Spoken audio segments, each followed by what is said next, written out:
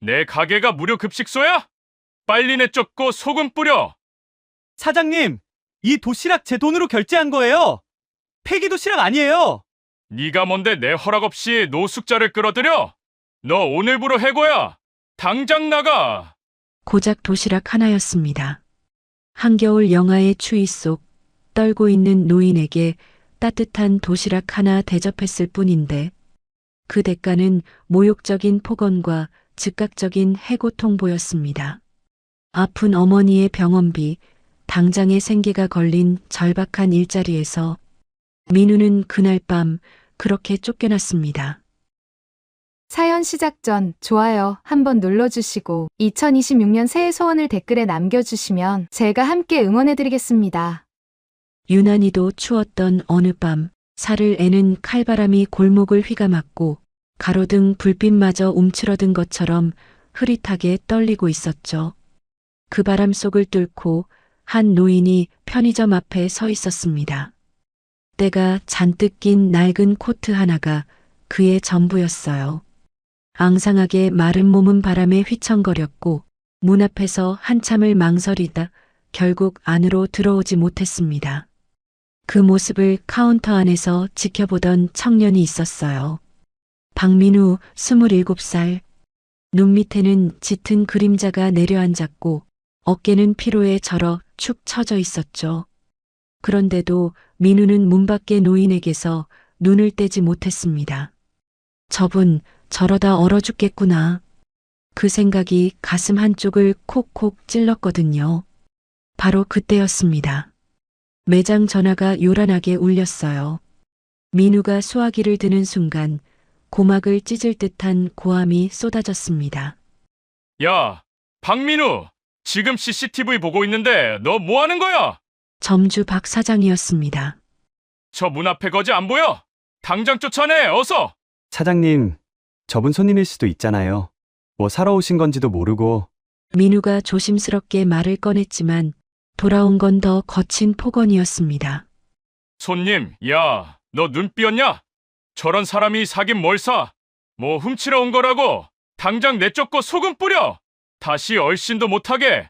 수화기 너머로 쏟아지는 목소리에는 사람에 대한 예의라곤 한 조각도 찾아볼 수 없었습니다. 민우는 입술을 질끈 깨물었어요. 하고 싶은 말이 목구멍까지 차올랐지만 꼭 삼켰어요. 이 일을 잃으면 안 되니까요. 어머니 병원비가 밀려 있으니까요. 전화를 끊고 고개를 들었을 때 문 밖의 노인과 눈이 마주쳤습니다. 노인은 민우의 난처한 표정을 읽은 듯 했어요. 아무 말 없이 고개를 푹 숙이더니 떨리는 발걸음으로 다시 어둠 속으로 돌아섰습니다. 그 뒷모습이 너무도 쓸쓸해서 민우는 한참 동안 그 자리에 서 있을 수밖에 없었죠. 그러다 손님이 흘리고 간 라면, 국물을 닦기 위해 묵묵히 대걸레를 들었어요. 기름진 국물이 번들거리는 바닥을 문지르면서 문득 주머니 속 휴대폰이 떠올랐습니다. 아까 확인한 문자가 머릿속에서 떠나질 않았거든요. 병원 원무과입니다. 미납된 투석 치료비 안내드립니다. 신속히 입금 바랍니다. 어머니의 얼굴이 스쳤습니다. 일주일에 3번 투석실 침대에 누워 기계에 연결된 채 버티고 계신 어머니. 그 병원비를 대려고 민우는 낮에는 택배 상하차, 밤에는 이 편의점에서 버티고 있는 거였죠. 대걸레를 쥔 손에 절로 힘이 들어갔습니다. 새벽 2시 유통기한 확인 시간이 돌아왔습니다.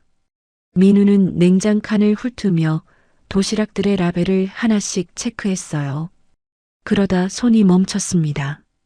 불고기 도시락 하나가 유통기한을 딱 1분 넘기고 있었거든요. 1분. 고작 60초였습니다. 이걸 버려야 한다니. 예전 같으면 몰래 먹었을 겁니다. 배고픈 야간 알바생에게 폐기 도시락은 유일한 위안이었으니까요. 하지만 얼마 전부터 점주의 감시가 심해졌어요. 폐기 먹지 마라. 음식물 쓰레기통에 버리는 거 인증샷 찍어서 보내. 알았지? 거지 근성 들이지 말고. 손에 든 도시락이 갑자기 천근처럼 무거워졌어요. 결국 그는 검은 비닐봉지를 들고 뒷문을 열었습니다. 쓰레기 집화장은 건물 뒤편 골목에 있었죠. 발을 내딛는 순간 칼바람이 볼을 핥히듯 스쳐 지나갔습니다. 쓰레기통 앞에 섰을 때 민우는 도시락 봉지를 한참 동안 들고만 있었습니다. 배에서 꼬르륵 소리가 났어요. 점심도 저녁도 거른 상태였거든요. 하지만 인증샷을 보내야 했습니다. 안 그러면 또 무슨 트집을 잡힐지 몰랐으니까요. 배고픔보다 더 쓰린 건 이 모멸감이었습니다. 그때 골목 구석 박스 더미가 쌓인 곳에서 희미한 신음소리가 들려왔습니다. 민우가 고개를 돌렸습니다. 박스 틈새로 웅크린 형체가 보였어요. 낡은 코트, 앙상한 어깨. 아까 그 노인이었습니다. 민우가 다가갔습니다.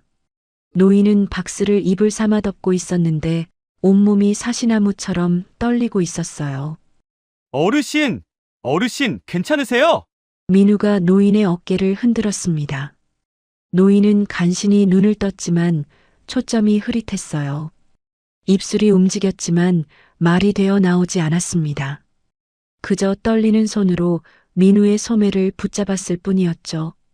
손에는 아직 버리지 못한 도시락 봉지가 들려 있었고 머릿속에서는 점주의 고함과 어머니의 병원비 그리고 노인의 파란 입술이 뒤엉켜 소용돌이치고 있었어요. 민우는 결심했습니다. 노인의 어깨를 부축하며 주위를 둘러봤습니다. 편의점 뒷골목, CCTV가 어디까지 비추는지 머릿속으로 그려봤어요. 건물 모서리를 돌아 창고 쪽 비상문으로 가면 카메라 사각지대가 있었습니다. 걸리면 잘린다. 그 생각이 발목을 붙잡았어요. 어머니 병원비, 밀린 월세, 당장 내일 끼니. 이 일마저 잃으면 정말 막막해지는 거였죠. 하지만 떨고 있는 노인의 숨소리가 점점 가늘어지고 있었습니다. 이러다 진짜 얼어 죽겠구나. 그 순간 아버지 얼굴이 떠올랐어요. 3년 전이었습니다. 새벽 배달 일을 하시던 아버지가 빙판길에서 오토바이가 미끄러져 넘어지셨어요. 지나가던 사람들이 그냥 지나쳤대요. 추운 새벽 길바닥에 누워있던 아버지. 사람들은 저마다 출근하기 바빴고 누군가 도와주겠지 생각하며 지나쳤겠죠. 아버지는 2시간이나 그렇게 방치되셨다가 결국 병원으로 옮겨졌지만 이미 늦었었죠. 민우는 이를 악물었습니다. 내가 그 사람들처럼 될 순 없어. 그리고 노인을 없다시피 해서 창고 쪽 비상문으로 향했습니다. 민우는 창고 한쪽 구석에 천천히 노인을 앉혔습니다. 노인의 손을 잡는 순간 얼음덩이를 쥔 것 같았어요. 민우는 매장으로 나가 불고기 도시락 하나, 사발면 하나를 집어들었어요. 계산대 앞에 섰을 때 잠시 망설였습니다. 통장 잔고가 얼마 안 남았기 때문에. 하지만 민우는 자기 카드를 꺼내 결제했습니다. 삑 소리와 함께 6,500원이 빠져나갔어요. 전자레인지에 도시락을 넣고 돌렸습니다. 사발면에 뜨거운 물을 붓고 뚜껑을 덮고 기다리는 동안 민우는 계속 창고 쪽을 살폈습니다. 3분이 그렇게 길게 느껴진 적이 없었어요. 따뜻하게 데워진 도시락과 김이 모락모락 나는 사발면을 들고 창고로 돌아왔습니다. 민우가 도시락 뚜껑을 열어 노인의 무릎 위에 올려드렸습니다. 어르신, 이거 드세요. 노인은 떨리는 손으로 젓가락을 집었지만 손이 너무 떨려서 밥알이 자꾸 흘러내렸습니다. 민우가 사발면 뚜껑을 열어 국물부터 건넸어요. 국물 먼저 드세요. 속이 좀 풀리실 거예요. 노인이 두 손으로 사발면 용기를 감싸 쥐었습니다. 후후 불지도 못하고 국물을 한 모금 삼키자 눈에서 눈물이 뚝뚝 떨어졌어요. 고맙네. 따뜻해. 너무 따뜻해. 그 한마디가 민우의 가슴을 울렸습니다. 1,500원짜리라면 국물이 이렇게 누군가를 울릴 수 있다니. 민우는 괜히 코끝이 시큰해져서 고개를 돌렸죠. 노인은 허겁지겁 국물을 마시다 갑자기 캑캑 사례가 들렸습니다. 민우가 얼른 등을 토닥토닥 두드려 드렸어요. 그때 노인의 눈빛이 달라졌어요. 흐릿하던 눈동자가 잠시 맑아지더니 민우의 얼굴을 뚫어지게 쳐다봤습니다. 자네, 내 아들도 자네처럼 따뜻한 아이였는데 무슨 뜻인지 물어보려는 순간이었습니다. 쾅! 편의점 앞쪽에서 문이 벌컥 열리는 소리가 들려왔어요. 민우의 심장이 철렁 내려앉았습니다. 이 시간에 누가? 발소리가 매장을 가로질러 창고 쪽으로 다가오고 있었어요. 그리고 술 냄새가 먼저 도착했습니다. 박민우, 이 자식 어디 갔어? 편의점 사장이었습니다. 새벽 불시 점검을 온 거였죠. 민우가 미처 몸을 숨기기도 전에 점주가 창고 문을 확 젖혔습니다. 순간 정적이 흘렀어요. 아까 CCTV를 보며 쫓아내라고 했던 노인과 그 옆에 민우, 바닥에 놓인 컵라면 용기와 도시락을 보자 점주의 얼굴이 시뻘겋게 달아올랐습니다. 이 자식이 내 가게를 뭘로 보고, 여기가 무료 급식소야. 점주가 달려들더니 바닥에 놓인 사발면 용기를 발로 걷어찼습니다. 네가 뭔데 내 허락 없이 내 가게에 거지를 끌어들여. 점주가 노인 쪽으로 성큼 다가갔습니다. 그러더니 노인의 멱살을 잡으려고 손을 뻗었어요. 노인이 겁에 질려 몸을 웅크렸습니다. 그 순간 민우가 벌떡 일어나 점주 앞을 막아섰습니다. 어르신 건드리지 마세요. 점주가 어이없다는 듯 눈을 치떴습니다. 뭐, 지금 나한테 대드는 거야? 제가 사드린 겁니다. 제 카드로 결제했어요. 폐기 도시락 먹은 거 아니고 가게 물건 훔친 것도 아닙니다. 어르신한테는 손대지 마세요. 민우의 눈이 흔들리지 않았습니다. 점주는 그 눈빛에 잠시 당황한 듯 했지만 이내 코웃음을 쳤어요. 그래, 잘났다 정말. 너 오늘부로 끝이야. 네, 해고라고. 당장 조끼 벗어. 이번 달 월급? 가게 이미지 망친 손해배상으로 퉁칠 테니까 기대하지 마. 그리고 이 거지 데리고 당장 나가. 민우는 한동안 그 자리에 서 있었습니다. 월급, 어머니 병원비, 월세, 머릿속이 새하얘졌어요. 하지만 뒤를 돌아보니 노인이 겁에 질린 채 바들바들 떨고 있었습니다. 그 모습을 보는 순간 민우는 결심이 섰어요. 그리고 노인을 부축해 일으켰어요. 가시죠, 어르신. 점주가 뒤에서 악을 썼지만 민우는 뒤도 돌아보지 않았습니다. 추운 겨울 새벽 일자리도 월급도 잃은 27 청년과 갈 곳 없는 노인이 어깨를 나란히 한 채 눈발 속으로 걸어 들어갔습니다. 한방눈이 두 사람의 어깨 위로 소복이 쌓여갔습니다.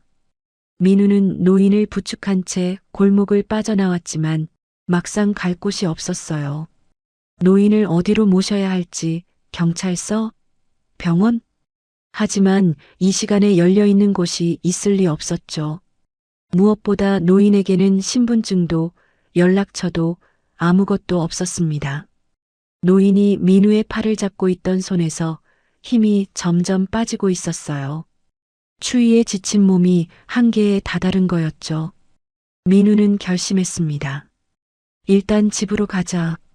누추해도 지붕은 있으니까. 민우의 옥탑방은 언덕 꼭대기에 있었습니다. 버스 정류장에서 내려 가파른 골목길을 한참 올라가야 했어요. 낮에도 숨이 찬 길인데 한밤중에 눈까지 내리니 발이 자꾸 미끄러졌습니다. 노인은 중간쯤 오르다 걸음을 멈췄어요. 어르신, 괜찮으세요? 노인이 대답 대신 고개를 저었습니다. 더 이상은 못 걷겠다는 뜻이었어요.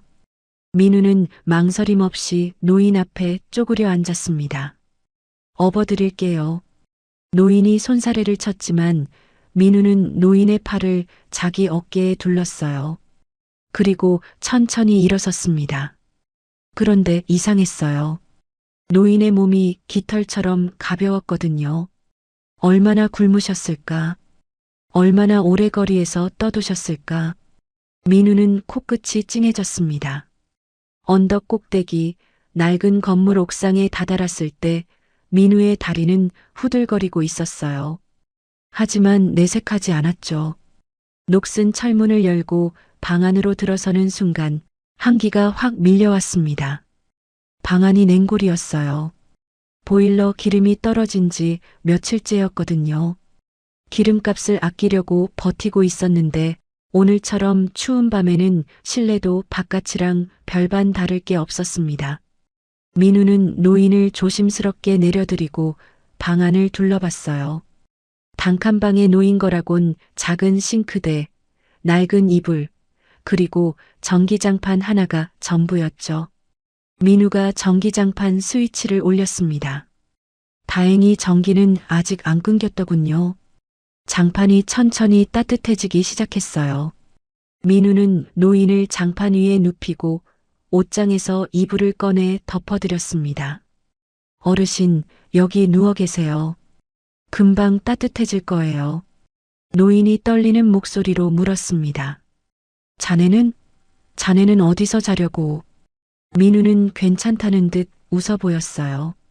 그리고 옷걸이에 걸린 패딩 점퍼를 꺼내 입었습니다. 방 한쪽 구석, 벽에 기대 앉아 무릎을 끌어안았죠. 이러면 버틸 수 있어요. 예전에도 이렇게 잤으니까요. 창밖으로 한방눈이 계속 내리고 있었고 방 안에는 전기장판이 데워지는 희미한 열기만이 퍼져나갔습니다. 얼마나 잤을까요? 휴대폰 벨소리에 민우가 눈을 떴습니다. 창으로 들어오는 빛이 눈부셨어요.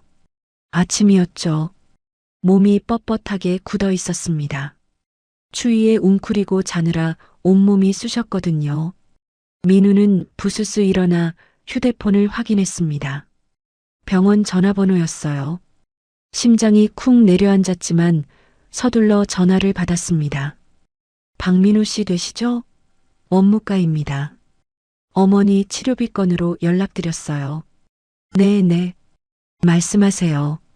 이번 주 금요일까지 미납금 입금이 안 되시면 어머니 퇴원 조치될 수 있습니다. 투석 일정도 조정해야 하고요. 입금 가능하시겠어요? 민우는 아무 대답도 할 수 없었습니다. 이번 주 금요일, 사흘 뒤였어요. 통장에는 10,000원도 안 남아 있었죠. 어젯밤 편의점에서 쫓겨나면서 이번 달 월급도 날아갔으니까요. 박민우 씨? 여보세요? 아, 네. 알겠습니다. 어떻게든 해볼게요. 전화를 끊고 나서 한참 동안 휴대폰만 내려다봤어요. 뒤에서 노인이 일어나 앉는 기척이 났지만 돌아볼 여유가 없었습니다. 민우는 서둘러 채비를 하고 집을 나섰어요. 동네 인력사무소로 향했습니다. 거기 가면 일용직이라도 구할 수 있을 거라 생각했거든요. 하지만 사무소 문 앞에는 이미 사람들이 줄지어 서 있었어요. 하나같이 피곤에 찌든 얼굴들이었죠. 1시간을 기다려 겨우 안으로 들어갔습니다. 창구 직원이 민우의 얼굴을 힐끗 보더니 고개를 저었어요. 요즘 겨울철 비수기라 일감이 없어요. 건설 현장도 다 멈췄고 물류 쪽도 연말 지나서 한산하고 다음 주에 다시 와보세요. 민우의 발걸음이 천근만근이었어요. 어디로 가야 할지, 뭘 해야 할지 머릿속이 하얘졌습니다. 정처 없이 떠돌다 해가 기울 무렵에야 옥탑방으로 돌아왔습니다. 문을 열고 들어서는 순간 민우는 멈춰 섰어요. 방 안 풍경이 아침과 달라져 있었거든요. 노인이 방을 치우고 있었습니다. 흩어져 있던 빨래를 한쪽에 모으고 바닥에 굴러다니던 것들을 나름대로 정리해 놓으려 한 흔적이 역력했어요. 그런데 싱크대 옆에 깨진 그릇 조각이 흩어져 있었습니다. 노인이 설거지를 하려다 그릇을 떨어뜨린 모양이었죠. 노인이 민우를 보자마자 고개를 푹 숙였습니다. 얼굴에 미안함이 가득했어요. 자네 미안하네. 그릇을 깨버렸어. 손이 떨려서. 민우는 깨진 그릇 대신 노인의 손부터 살폈습니다.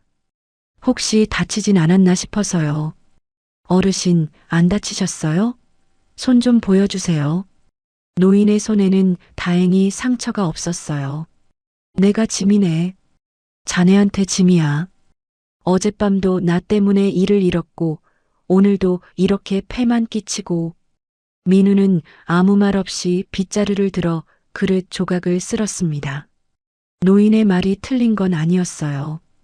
어젯밤 그 노인을 외면했다면 지금 이 상황은 없었을 겁니다. 일자리도 있었을 테고 월급도 받았을 테고 어머니 병원비 걱정에 이렇게 막막하지도 않았겠죠. 후회가 안 된다면 거짓말이었습니다. 그릇 조각을 쓸어 담고 일어서는데 문득 벽에 붙은 사진 한 장이 눈에 들어왔어요. 어머니 사진이었습니다. 아버지 돌아가시기 전 셋이서 찍은 가족 사진. 사진 속 어머니는 환하게 웃고 계셨어요. 지금은 병실 침대에 누워 일주일에 3번 투석을 받고 계시지만 그때는 건강하셨죠. 민우는 그 사진을 한참 바라봤습니다. 아버지가 돌아가신 날 어머니가 하셨던 말이 떠올랐어요. 아버지가 쓰러졌을 때 주변에 사람이 많았대요. 그런데 아무도 안 도와줬대요. 다들 바쁘다고, 귀찮다고, 나랑 상관없다고 그냥 지나갔대요. 어머니는 그 얘기를 하시면서 우셨어요. 사람이 어떻게 그럴 수 있냐고요. 민우는 고개를 돌려 노인을 봤습니다. 여전히 고개를 숙인 채 미안해하고 계셨어요. 저분도 누군가의 아버지였을 거예요. 누군가의 가족이었을 거예요. 그런 분이 거리에서 얼어 죽게 놔두는 게 과연 사람이 할 짓일까요? 민우가 냉장고 문을 열었습니다. 안에는 아무것도 없었어요. 계란 한 판 놓여있던 자리도 비어 있었어요. 하지만 민우는 냉장고 문을 닫으며 중얼거렸어요. 어떻게든 되겠지. 그리고 노인에게 돌아서며 말했습니다. 어르신, 오늘 저녁은 라면이에요. 찬장 구석에 남아있던 봉지라면 2개. 그게 이 집에 남은 전부였습니다. 민우는 냄비에 물을 올리며 생각했어요. 내일은 뭐라도 구해봐야지. 일이 없으면 만들어서라도. 어머니도 지켜야 하고 이 어르신도 돌봐야 하니까요. 창밖으로 해가 지고 있었습니다. 어젯밤 내린 눈이 지붕 위에 하얗게 쌓여 있었고 노을빛이 그 위로 붉게 번지고 있었죠. 춥고 배고프고 막막한 하루였지만 그래도 지붕 아래 따뜻한 사람이 있다는 것. 그게 위안이라면 위안이었습니다. 그렇게 며칠이 흘렀습니다. 민우는 낮이면 동네를 돌아다니며 일거리를 찾았어요. 전단지 돌리기, 폐지 줍기, 대리운전 콜 대기. 뭐든 할 수 있는 건 다 했죠. 푼돈이라도 모아야 했으니까요. 노인은 그 사이 옥탑방에서 민우를 기다렸습니다. 처음엔 미안해서 어쩔 줄 몰라 하시더니 점점 방 안살림을 조금씩 거들기 시작했어요. 빨래를 개켜놓거나 라면 봉지를 뜯어 물을 미리 올려놓거나 그런 소소한 것들이었죠. 그러던 어느 날 저녁이었습니다. 민우가 집에 돌아와 보니 노인이 작은 밥상을 차려놓고 앉아 있었어요. 밥상이라고 해봤자 대단한 건 아니었습니다. 민우가 사온 즉석밥 2개, 김치 한 봉지, 그리고 계란 프라이 2개. 노인이 직접 계란을 부친 모양이었어요. 서툴게 부쳐서 가장자리가 조금 탔지만 그래도 정성이 느껴졌습니다. 어르신, 이거 어르신이 하신 거예요?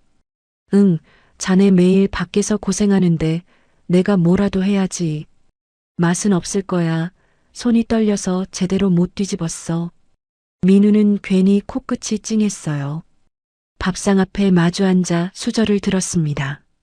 그때였습니다. 민우는 노인의 젓가락질을 보고 멈칫했어요. 뭔가 이상했거든요.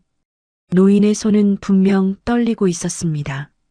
그런데 젓가락을 쥔 자세가 어찌나 바른지 밥알 하나도 흘리지 않고 정갈하게 입으로 가져갔고 김치를 집을 때도 국물이 뚝뚝 떨어지지 않게 살짝 털어서 드셨죠.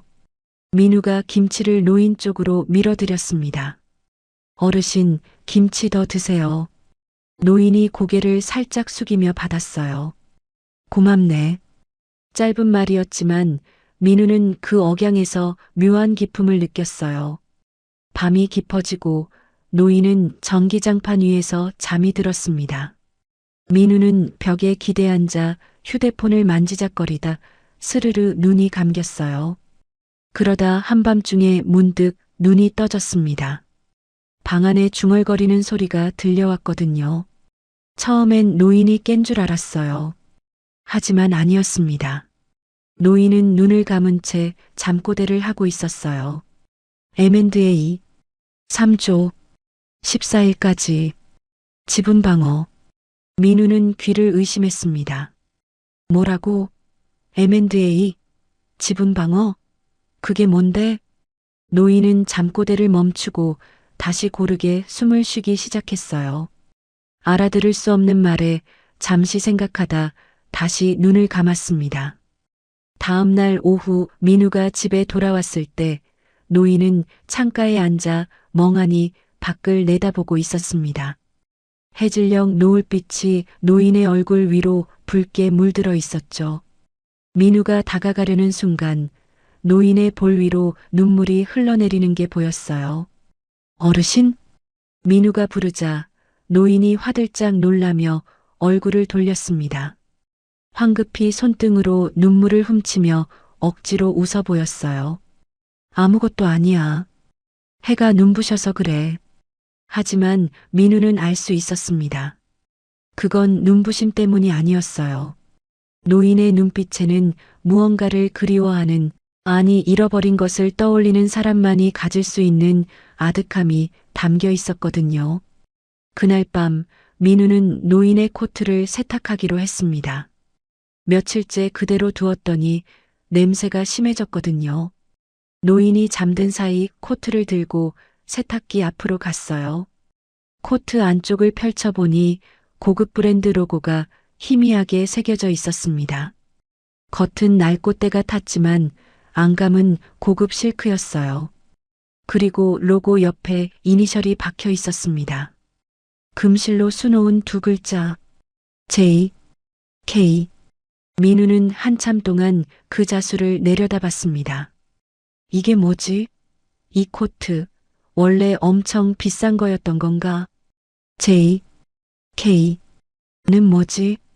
그날 밤이었습니다. 민우가 잠자리에 들려는데 노인이 민우를 불렀어요. 자네. 네, 어르신. 노인이 품속에서 꼬깃꼬깃 접힌 종이 한 장을 꺼냈습니다.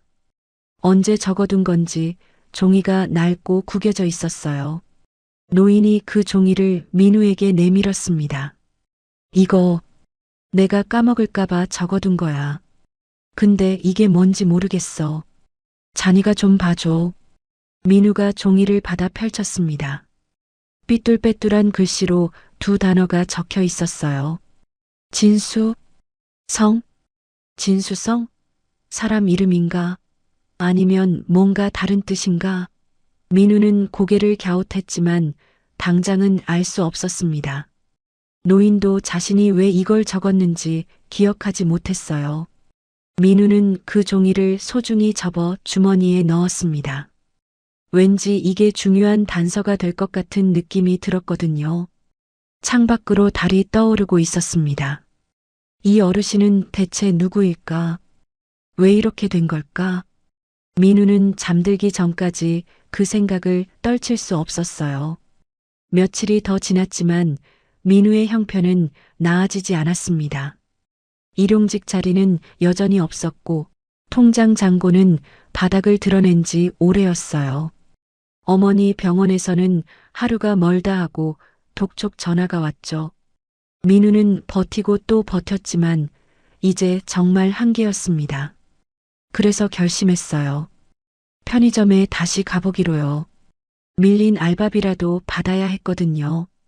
아무리 점주가 손해배상이니 뭐니 했어도 일한 만큼의 돈은 받을 권리가 있었습니다. 민우는 며칠 동안 점주에게 전화를 걸었지만 단 한 번도 받지 않았어요. 어르신, 저 잠깐 나갔다 올게요. 금방 와요. 민우가 외출 채비를 하자 노인이 벌떡 일어섰습니다. 나도 갈게. 아니에요. 어르신은 여기 계세요. 금방이에요. 아니야. 나 때문에 그렇게 됐으니 내가 가서 이야기해 보겠네. 노인의 눈빛이 완고했습니다. 민우가 편의점에 갈 거라는 걸 알고 있는 눈치였어요. 민우는 한숨을 쉬며 고개를 끄덕였습니다. 편의점까지 가는 길, 민우는 노인의 걸음에 맞춰 천천히 걸었어요. 골목을 지나 큰 길로 나서자 저 앞에 편의점 간판이 보였어요. 그런데 편의점 앞에서 소란이 벌어지고 있었습니다. 점주 박 사장이 젊은 알바생을 향해 고함을 지르고 있었어요.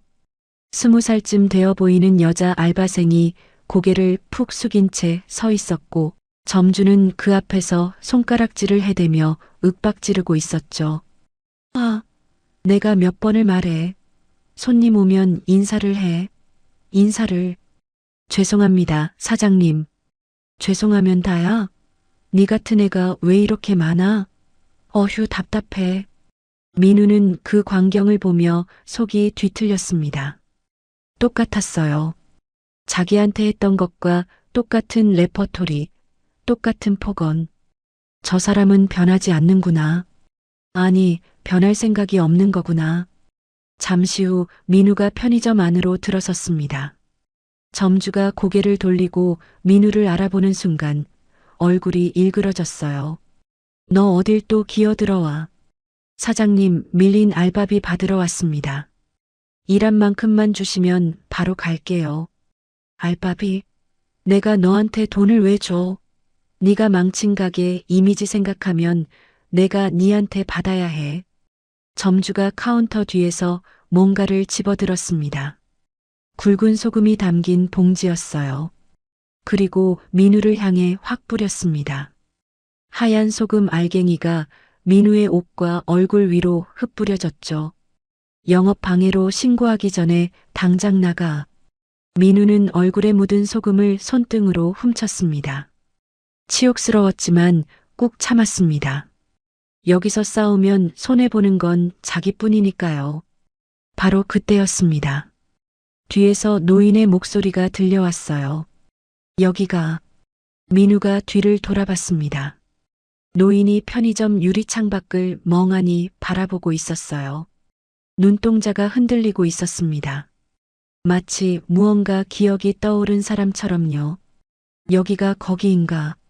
무슨 소리를 하시는 거지? 점주도 소리를 듣고 고개를 돌려 노인을 발견하더니 얼굴에 비웃음이 번졌습니다. 이거 봐라. 이 영감탱이 아직도 살아있어? 점주가 카운터를 돌아 밖으로 나왔습니다. 야, 네가 지난번에 이 거지 살려줬다며? 잘됐네. 둘이 아주 쌍으로 거짓골이네. 점주가 빗자루를 휘둘렀습니다. 사장님, 민우가 뛰어들었습니다. 점주가 빗자루를 다시 휘두르려는 순간 민우가 손으로 빗자루대를 막아냈어요.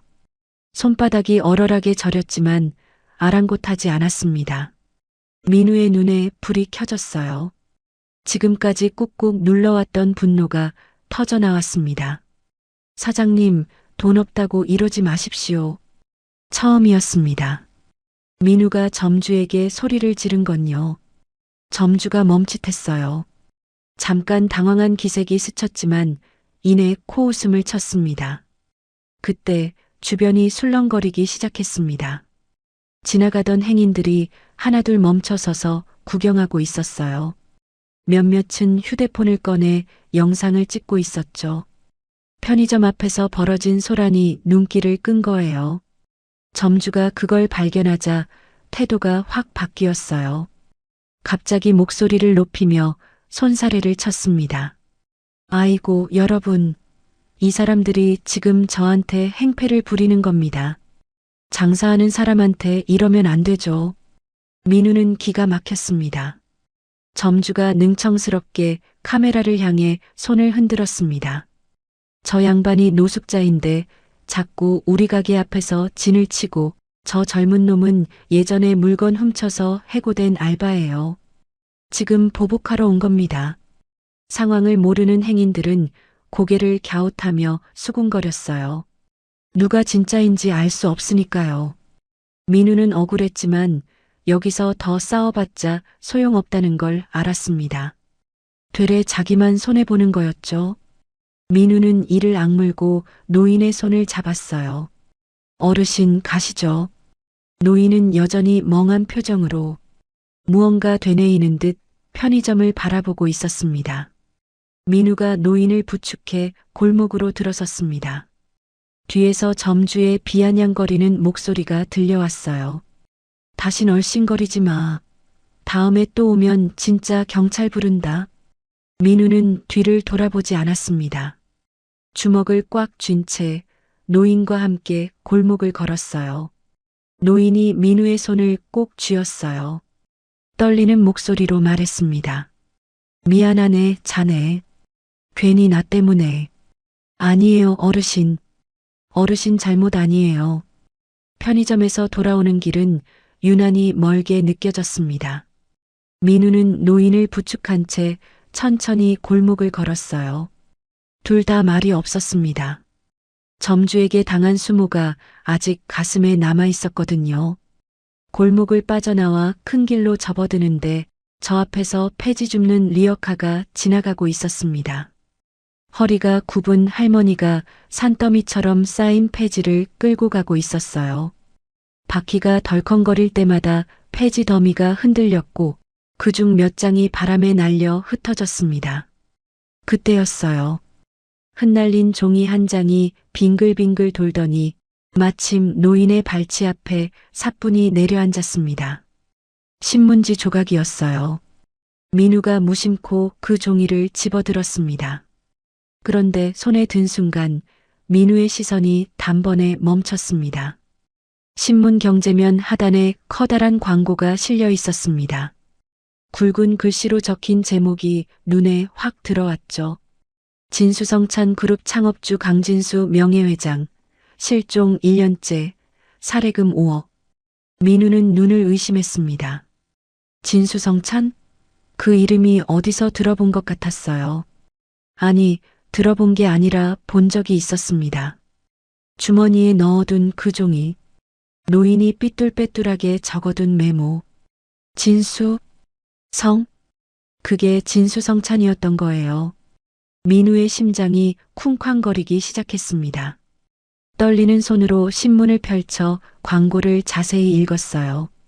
광고에는 실종된 명예회장의 사진이 실려 있었습니다.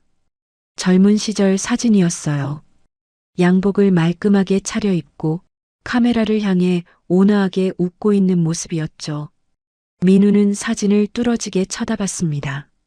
그리고 천천히 고개를 돌려 옆에 서 있는 노인의 얼굴을 바라봤어요. 세월의 주름이 깊어지고 광대뼈가 앙상하게 드러났지만 눈매만큼은 사진 속 그 사람과 똑같았어요. 그리고 귀 모양, 살짝 뒤로 접힌 귓불, 그 특이한 형태가 사진과 노인 모두에게 있었습니다. 민우의 머릿속에서 퍼즐 조각들이 맞춰지기 시작했어요.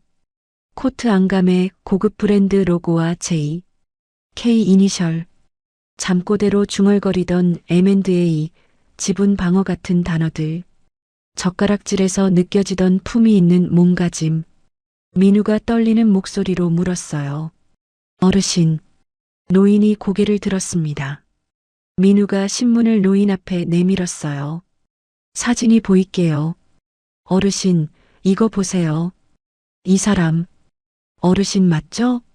노인의 눈동자가 사진 위에 머물렀습니다. 처음에는 아무런 반응이 없었어요. 멍하니 바라보기만 했죠. 하지만 몇 초가 지나자 노인의 표정이 달라지기 시작했습니다. 흐릿하던 눈빛에 뭔가 떠오르는 게 보였어요. 노인의 손이 떨리며 신문지 위로 올라갔습니다. 그런데 노인이 만진 건 자신의 젊은 시절 사진이 아니었어요. 광고 옆에 작게 실린 또 다른 사진이었습니다. 진성그룹의 현재 회장의 사진. 중후한 50대 남성이 정장을 입고 서 있는 모습이었죠.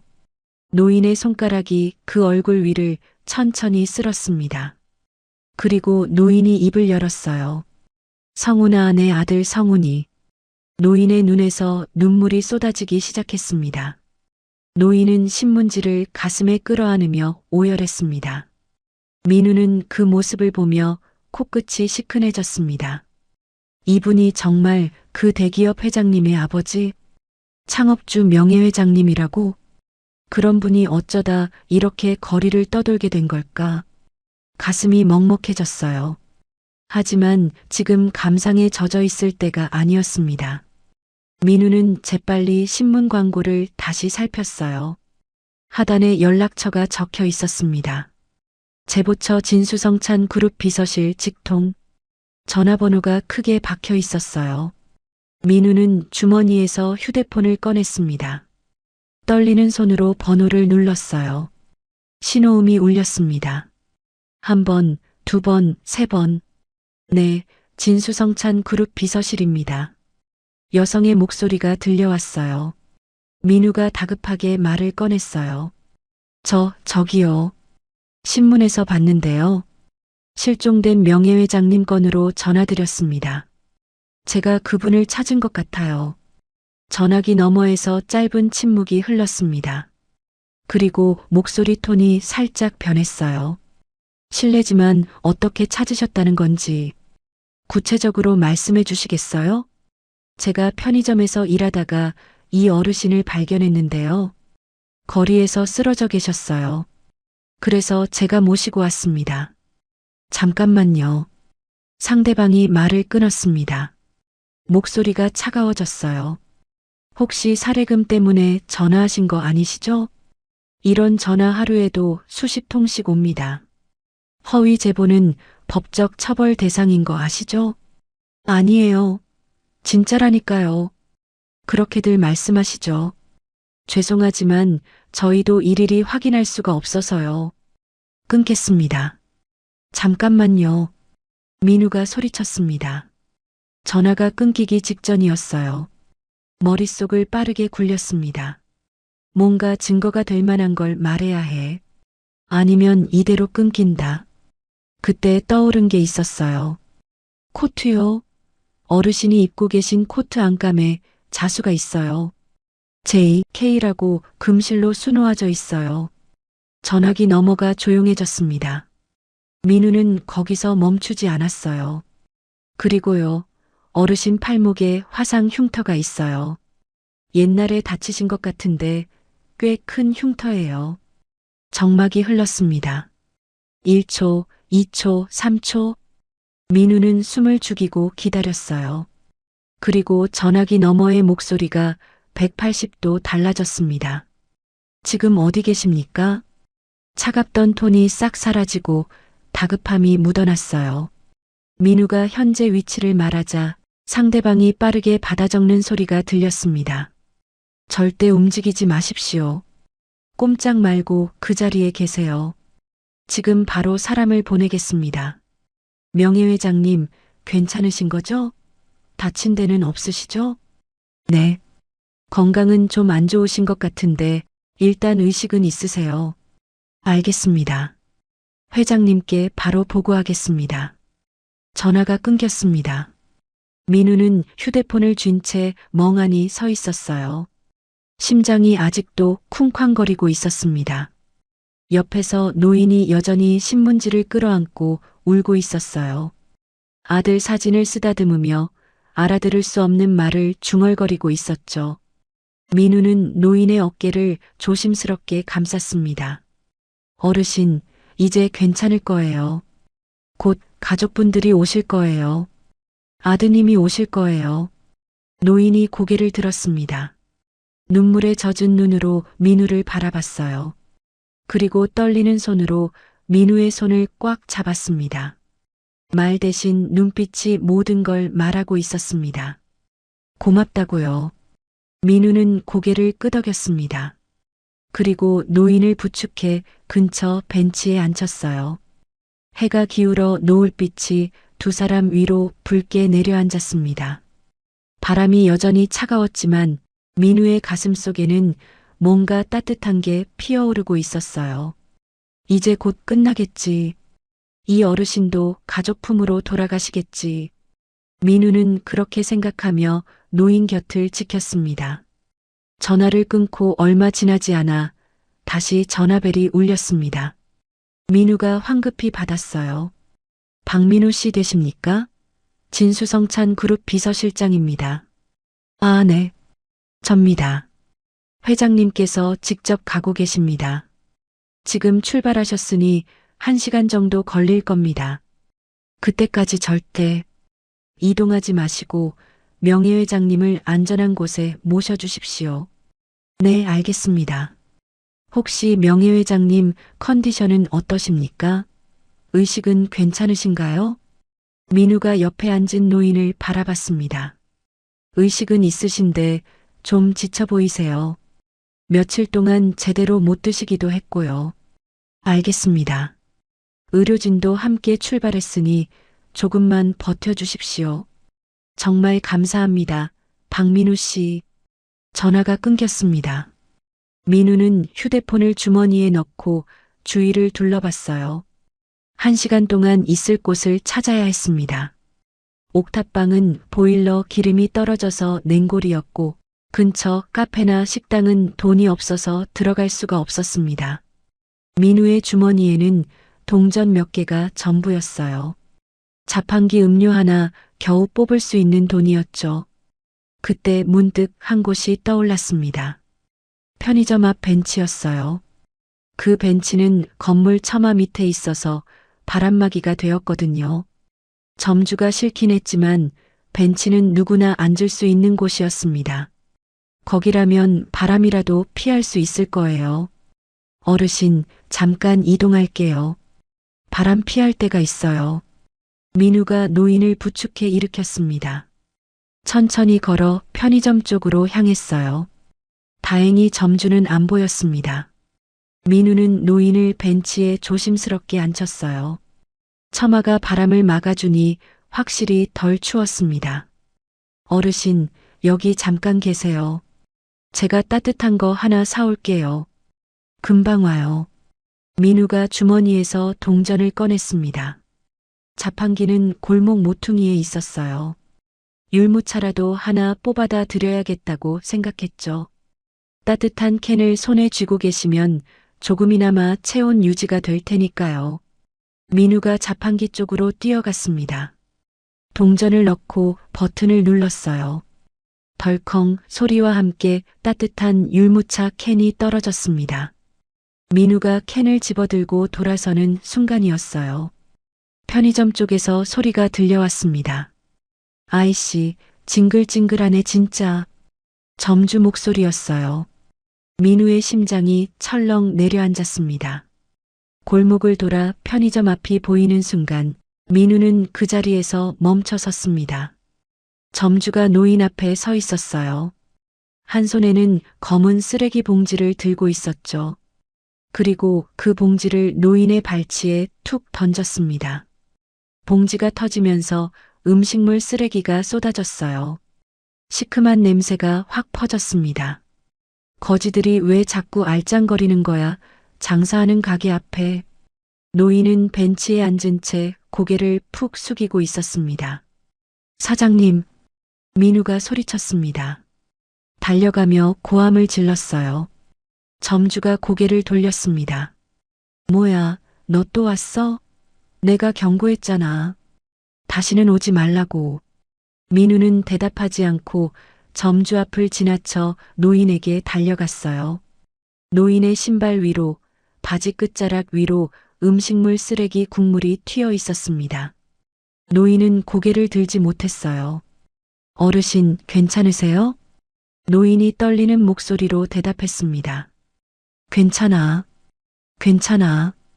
그렇게 말하면서도 노인의 눈가에 눈물이 맺혀 있었어요. 벌떡 일어나 점주를 향해 돌아섰어요. 점주는 팔짱을 낀 채 능글맞게 웃고 있었습니다. 왜? 네가 뭘 어쩔 건데? 여긴 내 가게 앞이야. 민우는 주먹을 꽉 쥐었습니다. 지금까지 참고 또 참았던 분노가 한꺼번에 치밀어 올랐죠. 사람이 어떻게 그럴 수가 있습니까? 목소리가 떨렸습니다. 이분이 뭘 잘못했는데요? 그냥 앉아 계셨잖아요. 그냥 앉아 계셨다고요. 잘못? 존재 자체가 잘못이야. 거지가 내 가게 앞에 있으면 손님이 와? 안 와? 네가 책임질 거야? 이분은 거지가 아니에요. 민우가 소리쳤지만 점주는 코웃음 쳤어요. 거지가 거지지. 거지가 아니면 뭐야? 그 말에 민우는 입을 다물었습니다. 애초에 사람을 사람으로 보지 않는 인간이니까요. 민우는 점주에게서 돌아섰습니다. 그리고 자신이 입고 있던 패딩을 벗었어요. 한겨울에 패딩을 벗으니 찬 공기가 살을 애듯 파고들었습니다. 하지만 상관없었어요. 민우는 노인의 어깨에 패딩을 둘러주었습니다. 점주가 뒤에서 비아냥거렸습니다. 아이고, 감동적이다 진짜. 거지 둘이서 서로 위해주고 있으니까 그림이다, 아주 그림이야. 민우가 천천히 고개를 들어 점주를 똑바로 쳐다봤어요. 당신은 진짜 나쁜 사람이에요. 언젠가 꼭 후회하게 될 겁니다. 점주의 표정이 굳었습니다.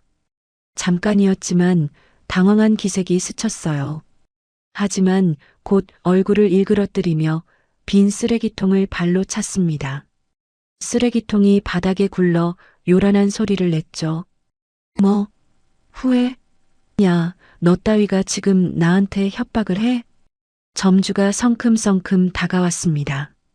민우가 노인 앞에 버티고 섰어요. 점주가 민우의 멱살을 잡으려 손을 뻗는 순간 민우가 그 손을 쳐냈습니다. 그러자 점주가 비틀거리며 한 발 물러섰어요. 너 지금 나친 거야? 점주의 눈이 뒤집혔습니다. 좋아, 아주 좋아. 합의금 낼 준비해라. 폭행죄로 콩밥 먹여줄 테니까. 점주가 주머니에서 휴대폰을 꺼냈습니다. 경찰에 신고하려는 거였어요.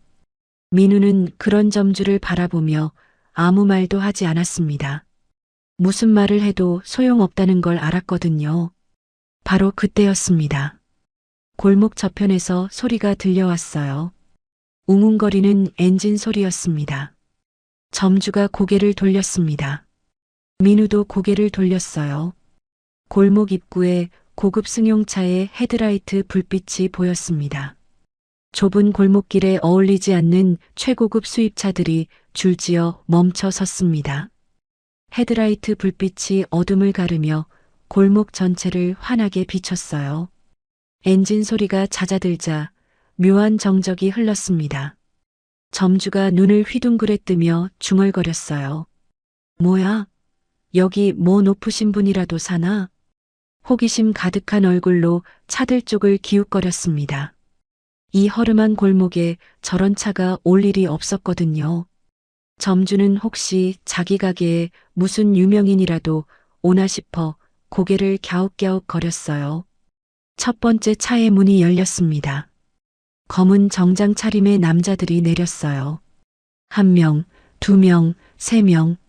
뒤따라 다른 차에서도 사람들이 쏟아져 나왔습니다.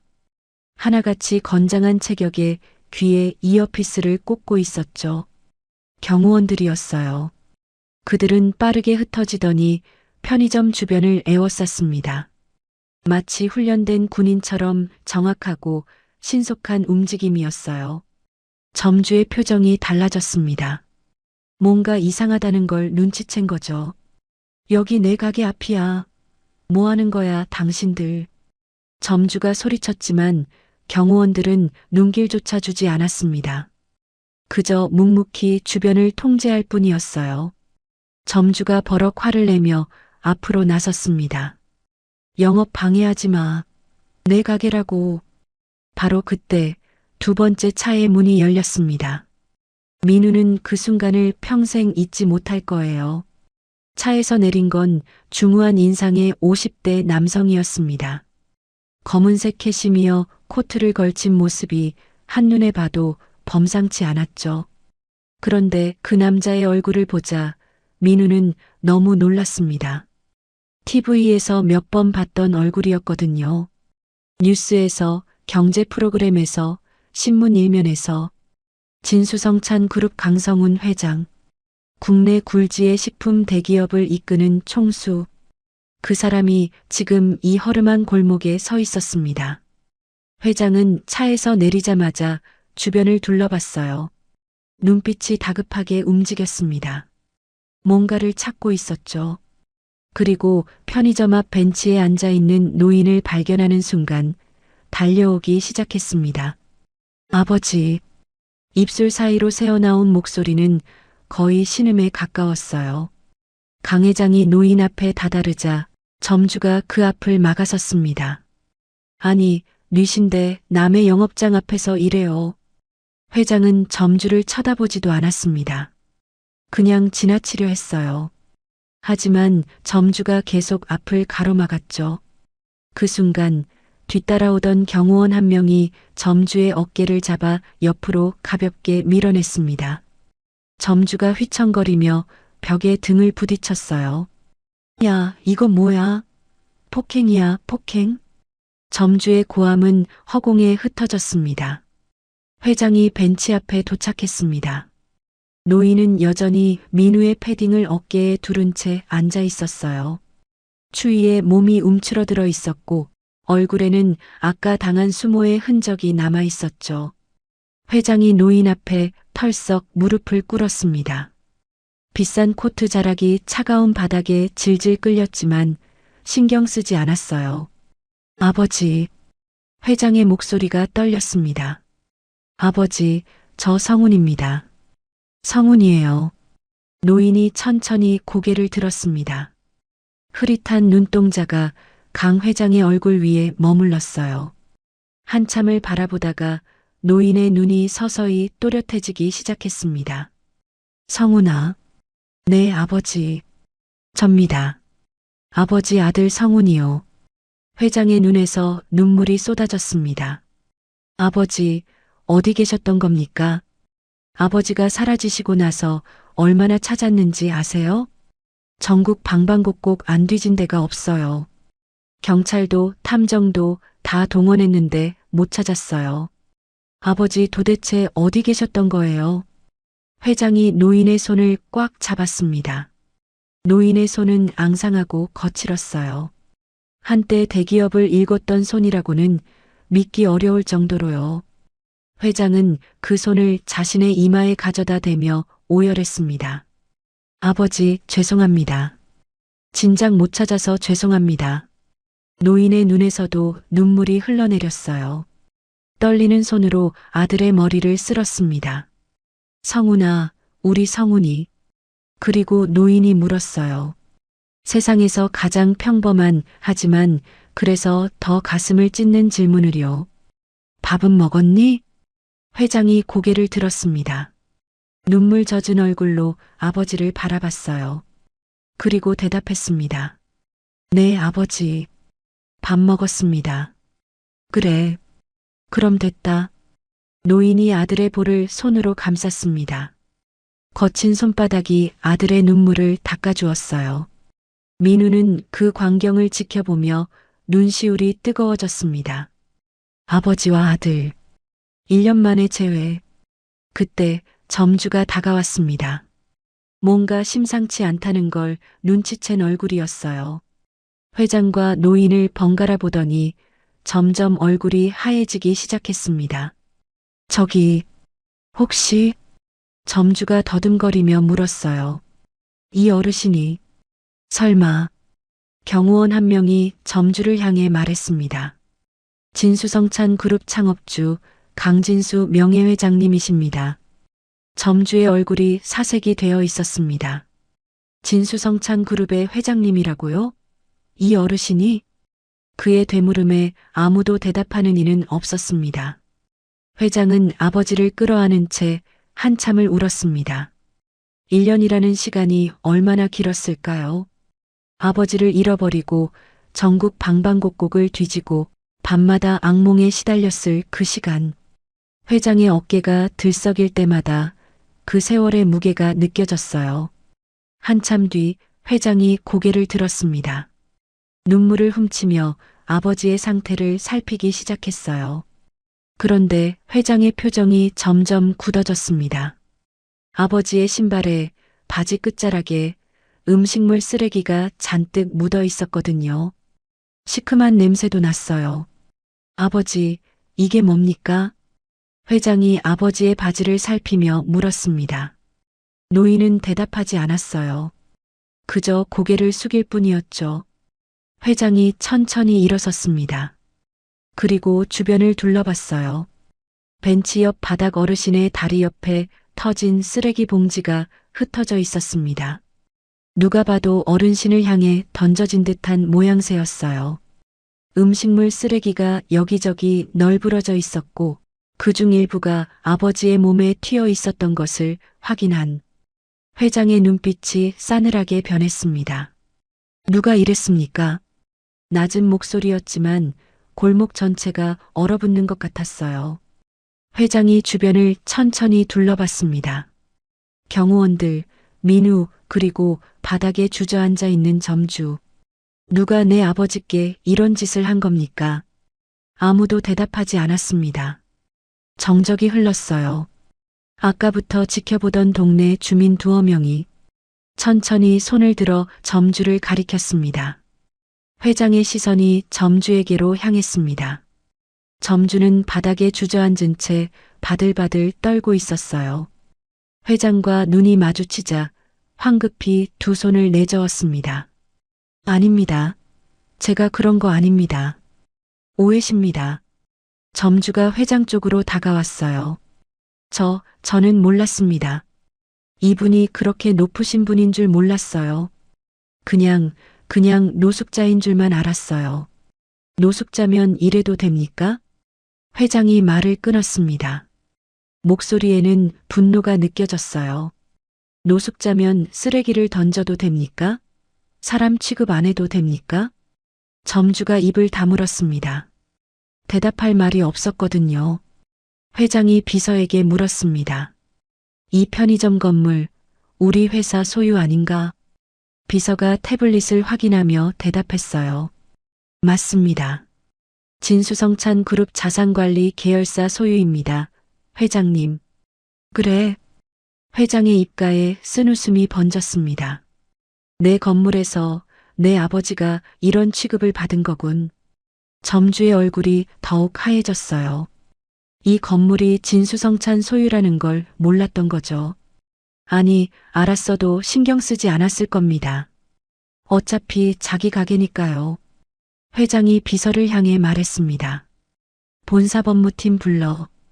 이 가게 임대계약 당장 해지하고 가맹계약도 검토해. 위반 사항 있으면 전부 걸어. 네, 회장님. 회장이 점주를 내려다봤어요.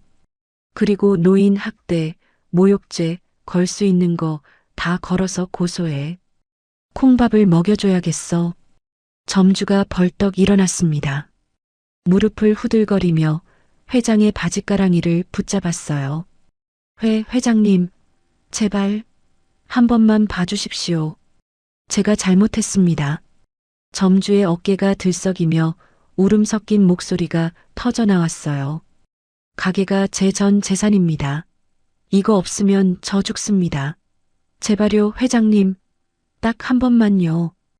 회장은 점주를 내려다보며 아무 말도 하지 않았습니다. 그 눈빛에는 동정도 분노도 없었어요. 그저 차가운 무관심만이 있었죠. 당신이 내 아버지한테 한 짓 생각해 보세요. 점주가 입을 다물었습니다. 회장이 손짓했습니다. 경호원 2명이 다가와 점주의 양팔을 잡았어요. 점주가 버둥거렸지만 소용없었습니다. 끌어내. 경호원들이 점주를 일으켜 세웠습니다. 점주는 끌려가면서도 계속 고함을 질렀어요. 회장님, 회장님, 제발, 한 번만, 회장님. 목소리가 점점 멀어졌습니다. 그 광경을 지켜보던 동네 사람들이 하나둘 모여들기 시작했습니다. 아까 소란에 나왔던 사람들이었어요. 누군가 박수를 쳤습니다. 짝, 짝, 짝. 야, 저 인간 드디어 혼나네. 쯧쯧, 평소에 하는 짓이 어디 가겠어? 잘됐다, 잘됐어. 여기저기서 수군거리는 소리가 들려왔어요. 점주가 평소에 동네에서 어떻게 행동했는지 다들 알고 있었던 거죠. 회장이 민우에게로 돌아섰습니다. 소란이 정리되자 회장의 얼굴에서 차가움이 걷히고 따뜻함이 돌아왔어요. 회장이 민우 앞으로 다가왔습니다. 그리고 허리를 깊이 숙였어요. 90도로. 고맙습니다. 민우는 당황해서 손을 내저었습니다. 아, 아닙니다. 고개 드세요. 제가 뭘 했다고. 뭘 하긴요.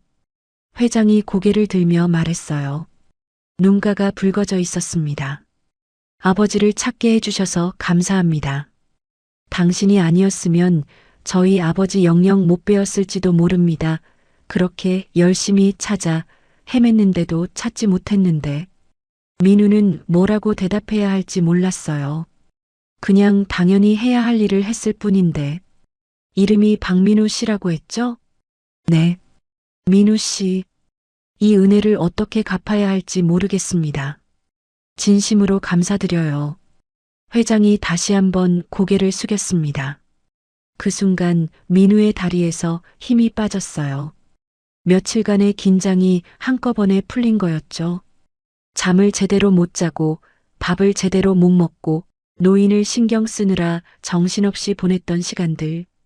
그 모든 게 끝났다는 안도감이 밀려왔습니다.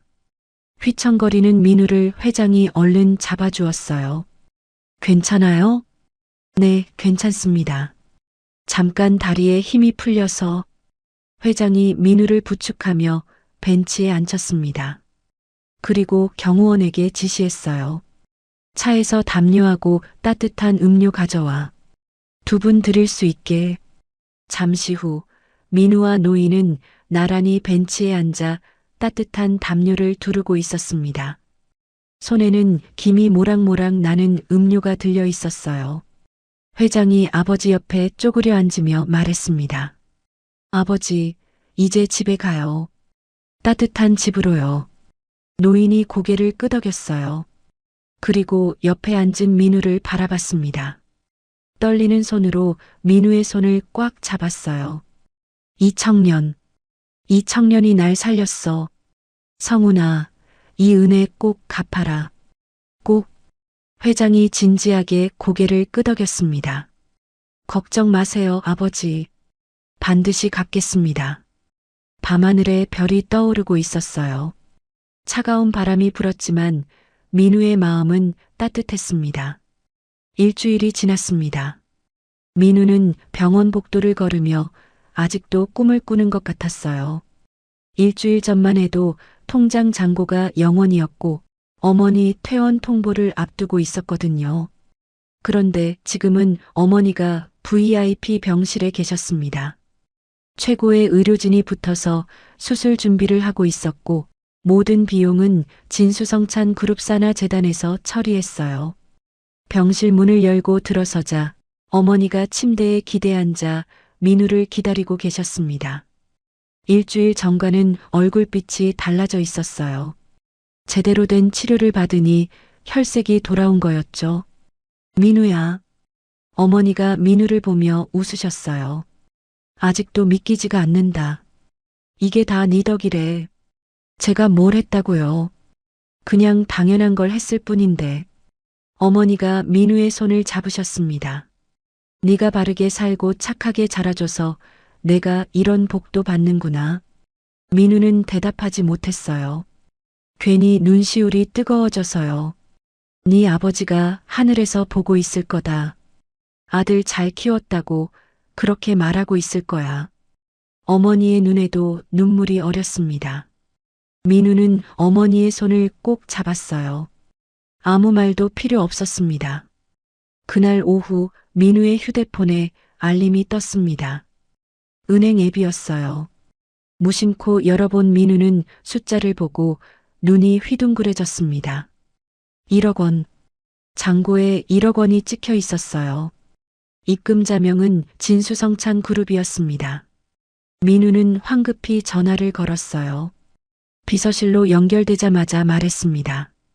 저 박민우인데요. 방금 통장에 돈이 입금되었는데 이거 너무 큰 금액입니다. 받을 수 없어요.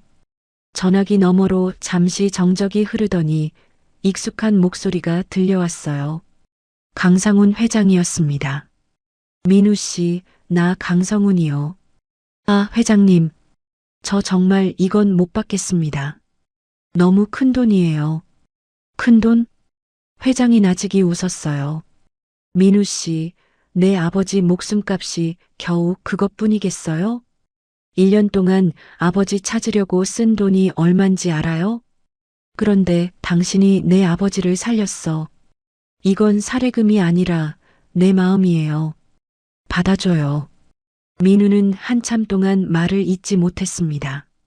그리고 민우 씨, 회장이 말을 이었어요. 다음 주에 시간 좀 내줄 수 있어요? 아버지가 꼭 보고 싶어 하십니다. 일주일 뒤 민우는 진수성찬 그룹 본사를 찾았습니다. 로비에 들어서는 순간 입이 딱 벌어졌어요. 천장이 아득히 높았고 대리석 바닥은 거울처럼 반짝였습니다. 정장을 차려입은 사람들이 바쁘게 오갔고 곳곳에서 전화 소리와 발걸음 소리가 울려 퍼졌죠. 민우는 주눅이 들 것 같았지만 안내 직원의 인도에 따라 엘리베이터를 탔습니다. 최고층 버튼이 눌렸어요. 숫자가 올라갈수록 심장이 빨리 뛰었습니다. 문이 열리자 회장 비서가 기다리고 있었어요. 박민우 씨, 어서 오세요. 명예회장님께서 기다리고 계십니다.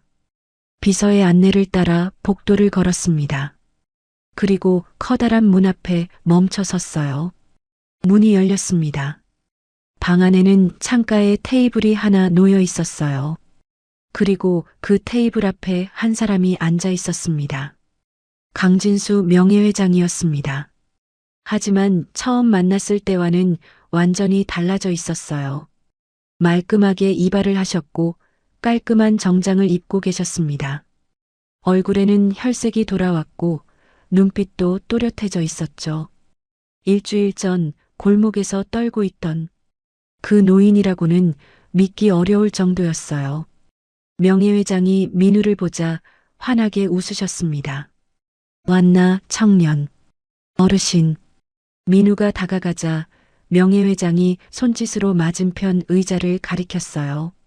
앉게. 민우가 자리에 앉았습니다. 그때 문이 열리며 직원이 쟁반을 들고 들어왔어요. 쟁반 위에는 뚝배기 2개가 놓여 있었습니다. 김이 모락모락 나는 국밥이었어요. 이게 뭡니까, 어르신? 국밥이지. 내가 젊었을 때 즐겨 먹던 집 레시피야. 오늘 자네한테 대접하려고 일부러 준비했어. 명예회장이 민우 앞에 뚝배기를 밀어주셨어요. 구수한 냄새가 코끝을 간지렸습니다. 자니가 그날 밤 끓여준 라면보다는 맛이 없을 거야. 근데 내 마음이니까 먹어줘.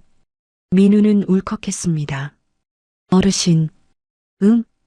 그날 밤 저 진짜 아무 생각 없이 한 거였어요. 그냥 어르신이 추워 보여서, 배고파 보여서, 그냥 그랬던 거예요. 명예회장이 민우를 바라보며 고개를 끄덕이셨습니다. 알아. 그래서 더 고마운 거야.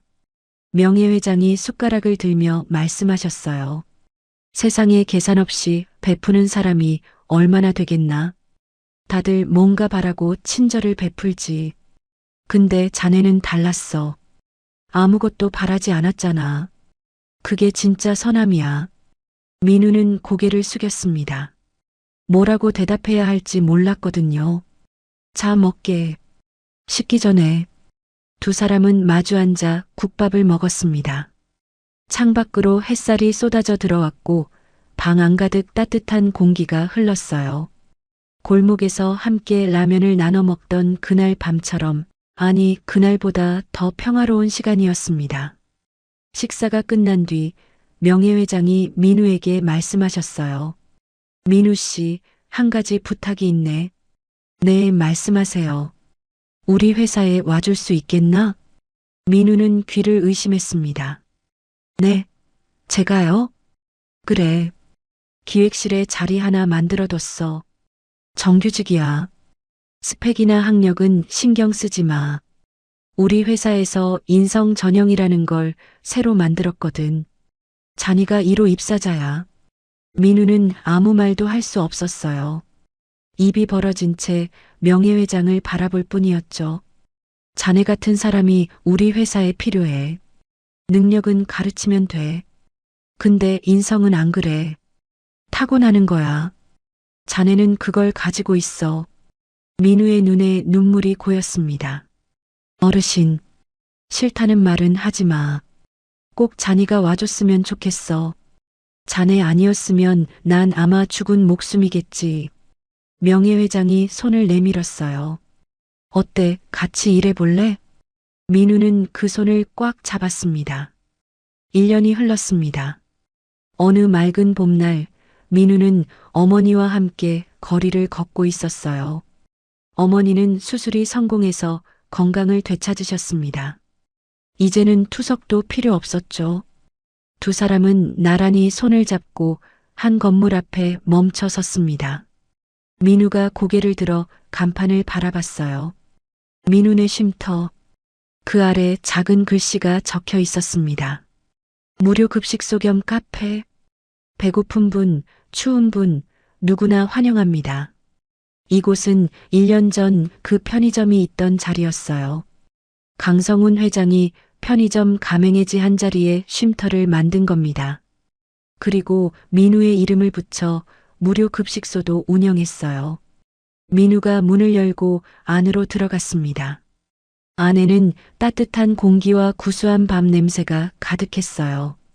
테이블마다 어르신들이 앉아 계셨습니다. 혼자 사시는 분, 갈 곳 없는 분, 그냥 따뜻한 밥 한 끼가 필요한 분. 누구든 이곳에 오면 배불리 드실 수 있었어요. 민우가 앞치마를 두르고 주방으로 들어갔습니다. 커다란 솥에서 국이 보글보글 끓고 있었어요. 민우가 국자를 들고 그릇에 국을 담기 시작했습니다. 자, 어르신들 식사하세요. 천천히 드셔도 돼요. 민우가 환하게 웃으며 밥을 퍼드렸어요. 어르신들이 고맙다며 두 손으로 그릇을 받았습니다. 그 모습을 지켜보던 어머니의 눈에 눈물이 고였어요. 옆에 서 있던 강진수 명예회장이 조용히 말씀하셨습니다.